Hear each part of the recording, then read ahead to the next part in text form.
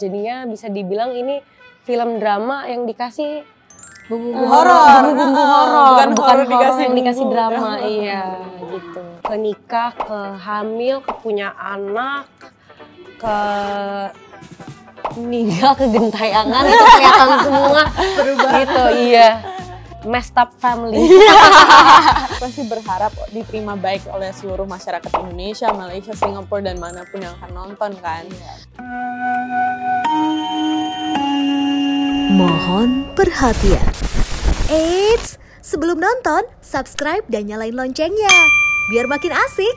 Selamat nonton. Sobat 21, gue Nanda. Sekarang gue udah ada di Plaza Indonesia 21 bareng sama cast dari film Trinil Balekno Gembongku. Bener gak sih? Bener. Ada Carmela, boleh dikenalin dulu jadi apa juga di film ini? Halo semuanya, aku Carmela van der Krek. Di film Trinil aku berperan sebagai Rara. Dan aku Shalom Syahrazade, di film Trinil ini berperan sebagai Rahayu. Apa kabar teman-teman? Baik, apa kabar? Ah, baik. Bis promo juga ya? Iya. Lelah ya kayaknya. Kalau di 21 biasanya kita selalu ada pertanyaan pertama dan trivia question terakhir. Oke. Pertanyaan pertama buat Carmel. Gimana rasanya lagi enak-enak mandi di bathtub, tiba-tiba ada yang nongol? Agak serem ya, takutnya. Semua jangan kejadian beneran Iya, sama jangan aku sampai ya. kan. Di film aja. Jadi nggak pengen mandi di bathtub ya? Iya, itu kan ada di film, jadi ya takut sih kalau misalnya jangan sampai kejadian beneran. Terus tapi waktu di film cukup menarik lah untuk scene itu, waktu scene itu cukup seru dan lumayan dingin karena mereka udah coba pakai air panas tapi emang di lokasinya dingin kan, jadi itu malam-malam terus kayak dingin banget dalam situ, jadi kayak lumayan menggigil gitu. Jadi walaupun airnya udah diangetin, dingin lagi. Iya, percuma diangetin, akhirnya kayak ya udahlah dingin. Buat Trinil sendiri itu kan sebenarnya dari legenda radio lah yang terkenal di tahun 1980-an, 70-80-an lah ya. Boleh nggak ceritain sebenarnya gimana sih ceritanya? Kali aja mereka yang belum lahir. Kita juga belum lahir, iya kan? Belum tahu nih, mungkin yang belum udah lahir tapi nggak tahu juga kan, mungkin pengen tahu gimana sih ceritanya gitu. Sebenarnya kita juga belum dengerin sejujurnya, karena kan kita juga belum lahir. Tapi dari maksudnya cerita-cerita orang yang udah dengerin dari radionya, mereka ceritain garis besarnya ternyata sama, benang merahnya sama filmnya.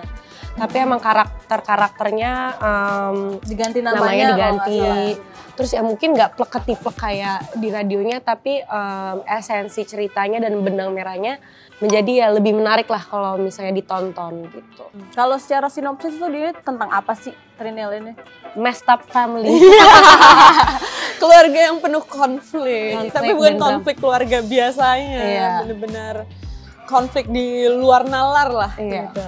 Setiap karakter, setiap anggota keluarga pun memiliki masalahnya masing-masing dan punya konflik internal masing-masing yang mengakibatkan konflik yang chaos itu terjadi. Ya, dan menurut aku juga di film Trinil Balekno Gembongku ini, walaupun horor, dramanya, ceritanya itu kuat. Jadi bukan sekedar horor pada umumnya, karena kan biasanya kita lihat dari horor yang lain kan dari awal sampai akhir jump scare apa-apa. Tapi ini tuh jadinya bisa dibilang ini film drama yang dikasih Bumbu horor, bukan horor horor yang dikasih bumbu drama. Iya, gitu. Yang aku tahu kan ini tuh drama radionya tuh bahasa Jawa, ya kan aslinya banget tuh. Apakah di sini bahasa Jawa juga atau cuman sebagian doang atau gimana? Enggak, di filmnya ini emang sebagian besar mayoritas ini semuanya bahasa Indonesia. Ada karakter-karakter yang menggunakan bahasa Jawa karena emang latar tempatnya kan di Jawa. Terus pada tahun, kalau di filmnya nih latar ceritanya waktu tahun 70-an. Kalau di drama radio kan 80-an, tapi kalau di film tuh 70-an. Jadi pasti ada beberapa yang pakai bahasa Jawa, tapi untuk karakter Rara dan keluarganya Rara pun juga menggunakannya bahasa Indonesia dan bahasa Belanda, karena di sini ceritanya ayahnya Rara ini orang Belanda dan Rahayu sendiri juga terobsesi untuk menjadi Iya. orang Kebarat-kebaratan lah, nggak mau lah dianggap jadi orang Indonesia. Gitu. Iya. Seru tidak mau Jadi ya kalau bahasa Jawa ada beberapa karakter misalnya kayak karakter pekerjaannya gitu. Tapi kalau misalnya untuk keluarga atau circle terdekat itu bahasa Indonesia sih. At least kayak walaupun pakai bahasa Indonesia tapi aksennya Iya. ada aksen Jawanya gitu. Oh gitu. Oh berarti ada bahasa Belanda juga? Iya, ada. Carmel sama Shalom ada keturunan Belanda nggak? Aku ya? papa aku Belanda. Oh. Sebenarnya di skrip nggak ada, tapi Mas Anung bilang waktu kita reading, waktu persiapan kayak nggak apa-apa beberapa dialog-dialog yang penting atau apa kamu ganti bahasa Belanda aja karena toh Rara emang tumbuh besar di keluarga Belanda Indonesia, jadi udah pasti bisa bahasa Belanda gitu. Jadi beberapa dialog ada lah dikit-dikit aku ganti bahasa Belanda. Oh itu kamu yang bantu ganti juga ya? Iya. Keren. Nah, buat Carmel nih, kamu kan sebelumnya juga main di catatan si Boy itu juga dari legend, Iya. terus ini dari legend lagi. Iya. Tapi bedanya dulu yang catatan si Boy settingnya tuh dibikin sekarang kan. Iya, benar. Kalau ini kan dibikin tahun Zaman 70 dulu, asli. Nah, kesulitan apa kalau di sini? Dan beban nggak sama nggak beban juga nggak gitu? Sebenarnya kalau beban atau enggak tuh ya aku waktu kita pertama reading kita juga nggak tahu kalau ini dari drama radio. Baru di tengah-tengah reading udah mau syuting baru kita dikasih tahu oh ya ini ternyata tuh ini tuh drama radio loh gitu kan. Kayak lupa dikasih Iya, kayak lupa gitu. dikasih info penting itu. Briefnya lupa ya? Antara kita nggak mudeng awalnya nggak dengerin atau emang lupa nggak dikasih iya, tahu. Terus habis itu begitu dikasih tahu akhirnya aku cerita ke mama aku juga kan. Terus mama aku juga inget kayak oh ya mama dulu waktu kecil juga dengerin drama radio ini lumayan apa ya it's a pretty big deal lah dulu gitu kan. Nah, terus kalau di sini mungkin pressure-nya adalah karena ini set latarnya tahun 70-an jadi lebih susah untuk aku, untuk Shalom dan cast lainnya untuk ngikutin tahun 70-an gerak-gerik orang-orang gesturnya. Apalagi kita yang belum lahir sama iya, sekali. terus kan buat nanya ke orang tahun 70-an gimana pun mereka juga udah ikut ke zaman sekarang gitu kan. Akhirnya yang aku sama Rangga personally lakuin adalah kita coba nonton film-film tahun 70-an ya. Terus kita lihat kira-kira dialek ngomongnya gimana, gerak-geriknya, terus ya cara mereka berkomunikasi ke satu sama lain kayak gimana. Challenge-nya di situ sih. Berarti pakai bahasa Indonesia baku juga ya? Iya, Rata-rata bahasa Indonesia rata-rata ya. baku lalu kaku aja, nggak terlalu baku yang KBBI gitu enggak, tapi kaku aja satu sama lain nggak bisa sesantai kita kayak gitu. Tapi itu juga jadi challenge ya buat kamu? Iya lumayan, karena kan kita pasti nggak terbiasa kan, terus juga gimana? Dan kayak ekspresinya tuh juga nggak terlalu ekspresif di kayak sana, sekarang gitu kan. Kalau dulu kan lumayan dipendem lah orang lebih santun, sopan santun, apalagi Jawa. Iya betul benar. Jadi susahnya di situ challenge-nya kayak kita bisa dibilang ya lumayan flat lah kalau komunikasi sehari-hari. Terus juga karena itu kaku, challenge-nya gimana kita bawainnya tapi tetap kelihatan natural gitu. Emang kita dari tahun segitu gitu kan, susah. Biar believable ya. Iya. Nah kalau Shalom kan nggak ada dialog nih. Iya. Nah itu ngebentuk buat pasti kan lebih susah karena harus main gestur, ekspresi gitu. Persiapannya kayak gimana? Apakah nanya mama juga? Sebenarnya aku lebih banyak latihan olah tubuh bareng acting coach-nya dan banyak-banyak ngobrol sama Mas Anung juga. Ayu muda ini tuh mau dibawa kemana karakternya dan ya itu dia susahnya karena nggak ada dialog kan. Kalau ada dialog kan gampang kan, kalau marah kita bisa ngasih tahu kita marah, kecewa apa segala macam. Kalau ini harus kelihatan dari mata, dari ekspresi. Jadi gimana caranya penonton bisa ngerasain apa yang aku mau bawa gitu sih. Jadinya lebih banyak belajar olah tubuh. Aku kan sama Alex mulu kan karena dia suami aku di sini. Jadinya lebih banyak sama dia sih, karena gimana caranya beneran kelihatan chemistry-nya kan, soalnya kan namanya suami istri kan pasti chemistry-nya beda dong sama pacaran atau temenan. apalagi belum pernah nikah. Jadi nggak tahu tuh gimana. Itu sih. Kamu kan jadi Ayu muda. Nah, sebenarnya ini di film ini akan ada develop karakter Ayu ini nggak sih? Maksudnya kan dari dia muda ke tua itu akan ada perubahan seperti apa gitu? Ada, sifatnya lebih terdevelop lagi. Sifat dasarnya mungkin itu udah obses dari Ayu muda, jadinya Ayu dewasa lebih obses lagi. Jadi lebih lagi gitu. Tapi kelihatan kok dari kan Ayu muda dari sebelum nikah, ke hamil, ke punya anak, ke meninggal, ke gentayangan, itu kelihatan semua berubah gitu. Iya. Tapi kamu ngerasain cuma di mudanya aja, berarti Iya, sisanya mama ya? Aku dari sebelum nikah, hamil. Oh. Pas lahir dan anaknya udah tumbuh. Dan Derita itu semuanya mama. Oh berarti ngerasain jadi ibu-ibu muda juga ya? Iya, ngerasain jadi ibu-ibu hamil. Dan latihannya tuh, ini latihannya beran aku disuruh seharian tuh pakai Pas mangka? Enggak? Kan ada yang bantal bantal tapi yang ditutup kayak cangkang terus ditarik jadinya dan dikasih beban berat juga biar kayak aku Beneran rasain hamil. jalan orang hamil gimana, seseknya gimana. Pas dilepas beneran kayak ya Allah enak banget ini. Beneran sesek tuh saya. Terus kayak udah belum sih kayaknya cukup. Itu berapa lama tuh? 2 hari full aku disuruh jadi orang hamil. Untuk merasakan Baru 2 hari? hamil. Iya, baru 2 Gimana 9 bulan ya? Makanya itu dia. Aku sempet nonton pressconnya Trial juga. Katanya ini adalah karakter yang pengen banget kamu mainin gitu. Kenapa sih? Karena dari dulu aku emang selalu pengen peranin karakter yang sangat-sangat kompleks dan punya masalah internal di dalam dirinya gitu kan. Terus Kayak psycho woman. Nah, terus di sini psycho.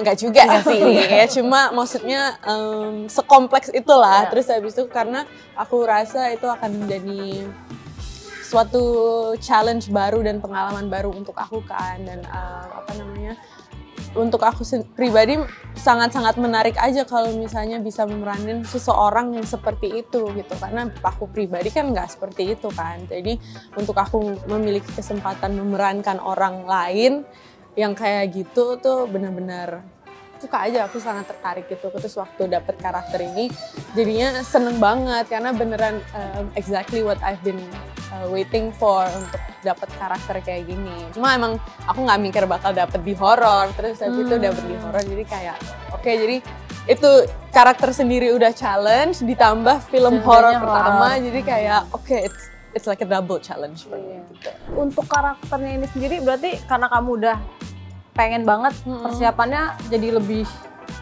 gimana nggak? Iya lumayan sih, kita persiapan tuh sekitar reading ya sekitar 3 minggu apa ya? Jakarta 2 minggu, Jogja seminggu atau 1,5 minggu, 1,5 minggu. Iya, jadi beberapa di Jakarta, terus di Jogja. Terus juga selama reading kita banyak diskusi sama acting coach kita, Pak Agus Kencot, juga sama Mas Hanung. Dan even kayak diskusi sama pemain cast juga gitu. Nanya pendapat ini mendingan dibawa kemana, kita banyak banget diskusinya sih. Iya. Terus juga selama reading dan workshop juga itu tadi yang Shalom bilang, kita olah tubuh. Terus juga gimana cara keluarin emosi kita, ini itu supaya kita tahu porsi emosi di tiap scene itu kayak gimana. Jadi ya, lumayan sih. Tapi dari diri kamunya sendiri ada kayak prepare secara psikologi mungkin? Psikologi semua? Enggak, karena main role pertama kamu kan? Iya. Nah, kalau aku pribadi sebenarnya untuk on off emosi karakter gitu lumayan gampang. Jadi maksudnya aku juga nggak mau yang sampai lokasi aku udah harus menjadi karakter itu, karena takutnya capek sendiri pas udah harus take, malah nggak drain dan nggak keluar ininya kan. Jadi yang aku persiapkan pribadi aja, kalau misalnya udah mau take atau misalnya mau scene aku persiapkan kayak oke, aku adalah Rara gitu kan, dan juga cara pandang aku, emosi aku dengan semua yang terjadi di sekitaran aku tuh aku harus lihat dari kacamata Rara. Gimana dia akan respon dengan situasi tersebut, juga kayak di dalam scene-nya tuh kalau kejadiannya kayak gini Rara bakal gimana ya responnya juga, dan juga aku harus mikirin historinya Rara dulu tuh seperti ini. Jadi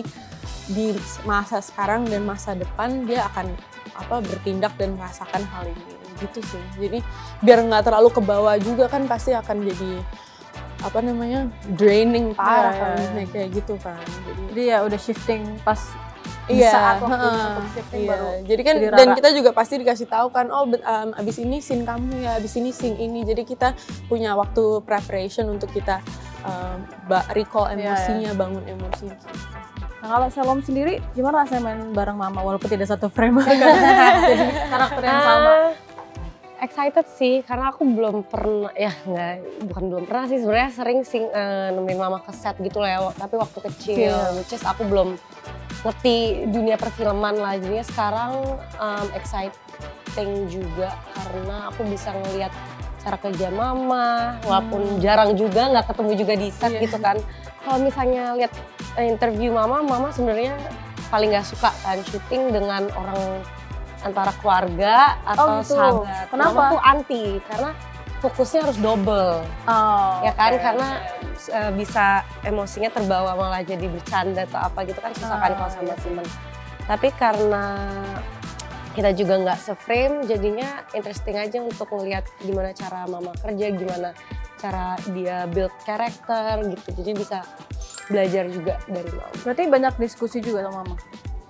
Soalnya buat sebenarnya lebih banyak diskusi bertiga sih, jadi Mama, aku, Mas Anung, biar kita tahu kayak Rahayu tuh kayak gimana, biar kita nggak go off the tracks juga gitu sih. Berarti Mama juga ngeliatin kamu acting berarti? Enggak sih, karena sebenarnya enggak sih, karena even dia belum selesai nonton preview, nonton screening kemarin, Mama baru nonton setengah. Ternyata iya. Jadinya nanti mungkin di premiere Mama bakal nonton full pertama kalinya. Tapi waktu syuting juga Mama juga enggak stay gitu? Enggak stay.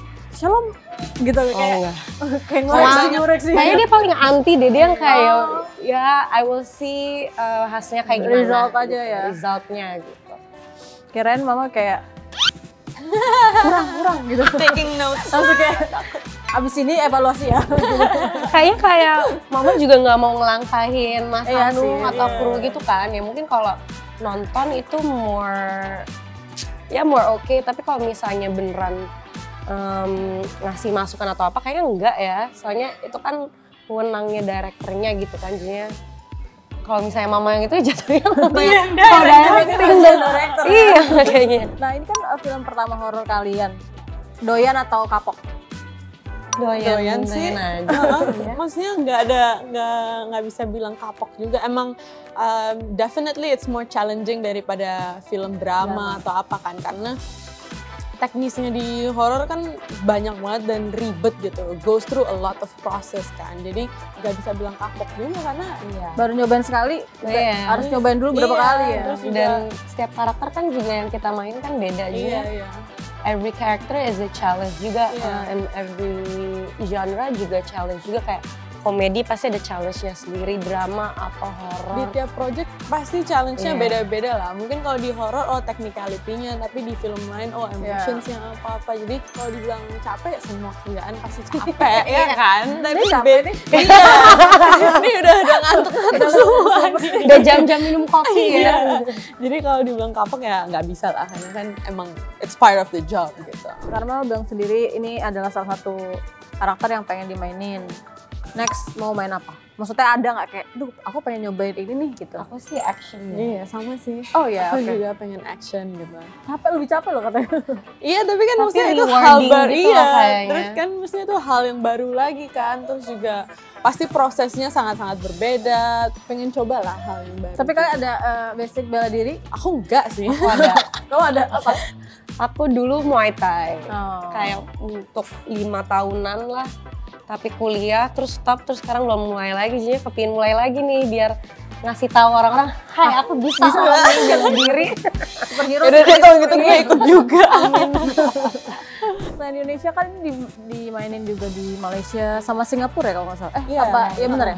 Nah gimana kalian kayak ada ekspektasi sendiri ini dimainin di I don't wanna tegang have, sih. I don't wanna have expectation, Iya. tapi jelas pasti berharap diterima baik oleh seluruh masyarakat Indonesia, Malaysia, Singapura dan manapun yang akan nonton kan. Cuma aku nggak mau expect gimana-gimana, cuma mau berharap ya diterima baik aja, orang-orang bisa enjoy karena pasti tujuan utama sebuah film kan untuk hiburan ya. Jadi semoga semua yang nonton bisa terhibur mau dari manapun itu. Iya. sebutkan satu kata yang ada di film Trinil yang bikin orang penasaran tapi bisa jawab cuma dengan nonton filmnya. Trinil. Iya. Judulnya tuh sebenarnya Trinil. Trinil itu apa? Trinil itu apa atau siapa kan nggak tahu. Artinya apa atau nggak kalian? Yang Trinil itu jenis burung. Oh, oke. Ini ada namanya burung Trinil. Trinil. Tapi Trinil di film ini tuh apa ini ya? Nah, Nonton Itu lah. dicari tahu sendiri. jadi satu katanya Trinil. Trinil. Iya. Gak boleh sama, harus satu. Kalau ngomong lagi, ketahuan lagi nanti makin ini spoiler. Apa ya satu lagi? Itu judulnya. Kayaknya Trinil, Baleno, Gembungkul. Kan? Iya sih, soalnya kalau kita Takut spoiler. ya? Bingung apa ya? Tindian mungkin ya. bisa. Tindian. Tindian. Ya. Jadi ada Trinil dan ada Tindian Tindian. juga. Jadi buat tahu jawaban itu apa, kalian harus nonton Trinil. Betul. Tuh. Jangan lupa nonton film Trinil Balekno Gembungkul tanggal 4 Januari 2024 di Bioskop bioskop kesayangan Anda. 21. Jangan nonton. Bajakan. Nah, itu dia. Asik kan videonya? Jangan lupa like, subscribe, dan komen ya. Sampai jumpa di video selanjutnya.